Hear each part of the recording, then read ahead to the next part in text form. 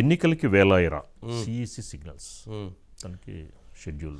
సురేష్ గారు ఏంటి మొత్తానికి ఫిబ్రవరి ఎండింగ్లో నోటిఫికేషన్, ఏప్రిల్ 16న ఎలక్షన్స్ ఉండొచ్చు అనే విధంగా ఇది ఢిల్లీ ఎన్నికల కమిషన్ ఒక రిపోర్ట్ని బయటికి ఇవ్వటం. అంటే అప్రాక్స్ ఏదైనా కానీ ఏప్రిల్ కాకపోతే మే 15 రోజులు తేడా ఉంటుందేమో తప్ప అంతకుమించి ఉండదు. ఫిబ్రవరి 3rd వీక్లో అంటున్నారు నోటిఫికేషను, 3rd వీక్ అయితే 4th వీక్కి వెళ్ళొచ్చు, అంతకంటే ఏం లేదు అక్కడ డిఫరెన్సు. బట్ ఏప్రిల్ 16 కాకపోతే ఏప్రిల్ 25 కావచ్చు, లేదా మే 1st వీక్ కావచ్చు. ఏదైనా 15 రోజులు వ్యత్యాసం. అంటే ఆల్మోస్ట్ 90 రోజుల నుంచి 100 రోజుల మధ్యలో ఎన్నికలు కూడా పూర్తి అయిపోయేటువంటి పరిస్థితి అంతేనా ఓవరాల్గా? అంటే ఈసీ చెప్తున్నటువంటి ప్రణాళిక కానీ, ఈసీ చెప్తున్నటువంటి అంచనాలు కానీ ఏంటి వాళ్ళు చెప్తున్న సమాచారం? వంశీ గారు, అంటే ఢిల్లీ సిఇఓ గారు ఇచ్చింది ఏంటంటే టెంటేటివ్గా, అంటే ఇప్పుడు ఢిల్లీలో 7 లోక్సభ స్థానాలు ఉన్నాయి. 7 లోక్సభ స్థానాలకి 16వ తేదీన పోలింగ్ ఉండే అవకాశం ఉంది, ఏప్రిల్ 16వ తేదీన అని ఇచ్చారు. సో అది దాన్ని బట్టి కమ్యూనికేట్ చేశారంటే షెడ్యూల్ దానికంటే ముందు. అంటే దీన్ని బట్టి ఏమర్థమవుతుంది, 2019లో జరిగిన ఎన్నికల కంటే ఈసారి మొత్తం మీద లోక్సభ కానీ, ఆంధ్రప్రదేశ్ అసెంబ్లీ ఆంధ్రప్రదేశ్, ఒడిశా, సిక్కిం, అరుణాచల్ ప్రదేశ్ అసెంబ్లీ నియోజకవర్గాల అసెంబ్లీల ఎన్నికలు కానీ ముందుగానే జరగబోతున్నాయి. సో దీనికి ప్రధాన సంకేతం ఏంటంటే ఇప్పుడు 21న బడ్జెట్ సమావేశాలు, పార్లమెంట్ బడ్జెట్ సమావేశాలు 31న స్టార్ట్ అవుతాయి. వంశీ గారు మొదటి రోజు రాష్ట్రపతి గారు ఉభయ సభలను ఉద్దేశించి ప్రసంగిస్తారు. 9వ తేదీ అంటే బడ్జెట్ 1వ తేదీ ఫిబ్రవరి 1 ప్రవేశపెడతారు. 9వ తేదీతో పార్లమెంట్ సమావేశాలు అయిపోతాయి. ఆ తర్వాత ఏ క్షణమైనా షెడ్యూల్ రావచ్చు. 2019లో మార్చి 10న షెడ్యూల్ వచ్చింది, కానీ ఈసారి దాదాపు నెల రోజులు ముందే షెడ్యూల్ రావచ్చు. సో దాన్ని బట్టి మొత్తం ఎలక్షన్స్ అన్నీ కూడా 2019లో 7 ఫేజుల్లో జరిగితే 6వ ఫేజ్లో ఢిల్లీ ఎలక్షన్స్ ఉన్నాయి.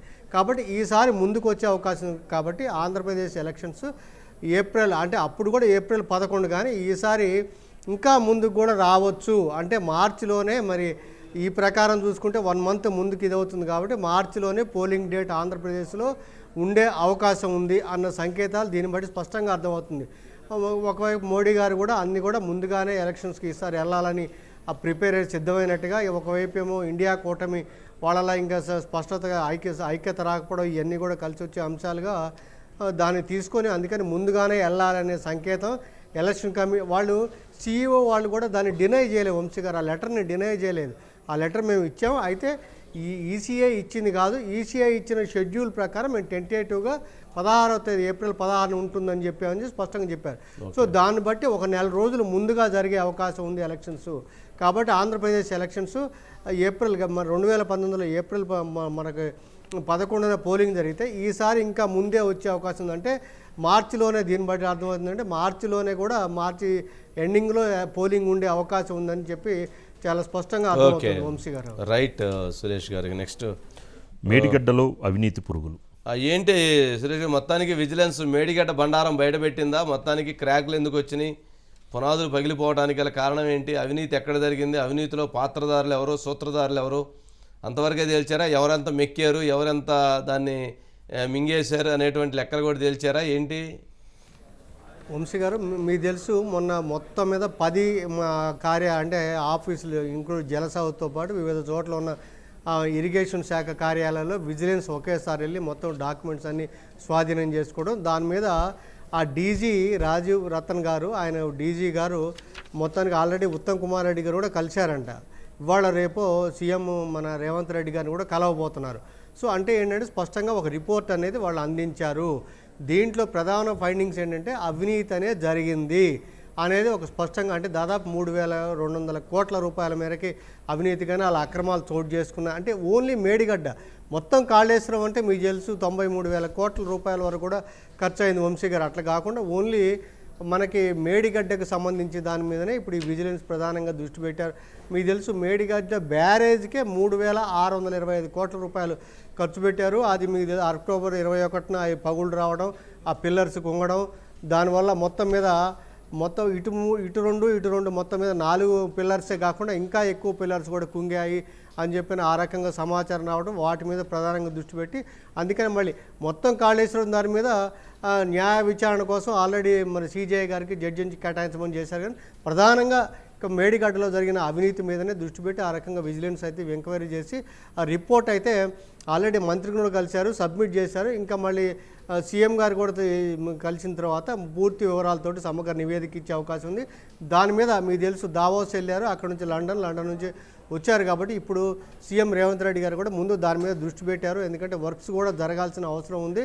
మరి మొత్తం మీద ఈ బ్లాక్స్ అన్ని కూడా తీస్తే దాదాపు సగం వరకు కూడా డ్యామ్ని మరి తొలగించి చేయాలి. ఒక పక్క ఎల్ఎన్టీ వాళ్ళు మేము ఇది మా లోపం కాదు అని చెప్పని. అయితే ఇందులో ఒక ఇన్ఫర్మేషన్ ఏంటంటే ఇందులో ఈ లోపం కుంగడంలో ఎల్ఎన్టీ పాత్ర కూడా ఉంది. అంటే క్వాలిటీగా సరిగ్గా ఫాలో కాలేదు, తర్వాత ఫ్లడ్ మెయింటెనెన్స్ సరిగ్గా జరగలేదు అని చెప్పి కూడా విజిలెన్స్ రిపోర్ట్ ఇచ్చినట్టుగా సమాచారం వంశీ గారు. ఓకే, ఇప్పుడు మరి అవినీతి చేసిన వారిపైన చర్యలు అనేటువంటి దాంట్లో ఏమైనా రిపోర్ట్ ఇచ్చేటువంటి అవకాశం ఉందా? తప్పనిసరిగా స్పెసిఫై చేస్తారు. ఇప్పుడు ఎవరంటే ఇప్పుడు అన్ని సెక్షన్స్లో ఇప్పుడు దాదాపు 10 విభాగాల చర్చలు జరిపారు. కాబట్టి మన ఎంక్వైరీ అంటే మన వెళ్ళి తనిఖీలు చేయడం, తర్వాత రికార్డ్ స్వాధీనం చేసుకున్నారు. కాబట్టి స్పెసిఫిక్గా పలానా వాళ్ళ బాధ్యత ఉంది అంటే ఏం చేశారంటే వంశీ గారు ఇప్పుడు కొన్ని మొత్తం మీద మనం ఇంతలో అనుకున్నప్పుడు 28 ప్యాకేజీలు చేశారు.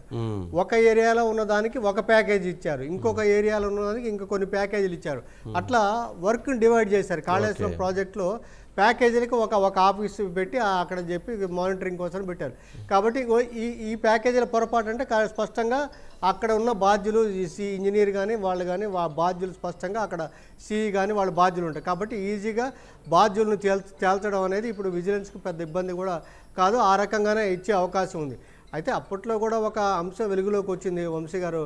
ఒక కాంట్రాక్టరు ఒక ఉన్నతాధికారి కుమార్తె వివాహానికి కొంచెం బిల్స్ కూడా పే చేశారని రావడం, అదే కోర్టుకు వెళ్ళటం, ఆ వ్యవహారాలను కూడా తెలుసు. బట్ ఆ విషయానికి ఇప్పుడు విజిలెన్స్ జోలికి వెళ్ళలే కానీ బట్ ఇందులో ఏదైనా విచారణలో ఎక్కడన్నా మరి వివరాలు ఏమైనా దొరికితే అప్పుడు చెప్పలేం. కానీ ప్రధానంగా అయితే ఆ ప్యాకేజీల వారీగా వీళ్ళు రిపోర్ట్స్ ఇచ్చే ఆ లోపాలని ఎక్కడెక్కడ అవినీతి జరిగిందో ఆస్కారంలో ఒక రిపోర్ట్ ఇచ్చే అవకాశం ఉంది వంశీ గారు. ఓకే సురేష్ గారు, రైట్ అండి, థ్యాంక్ యూ.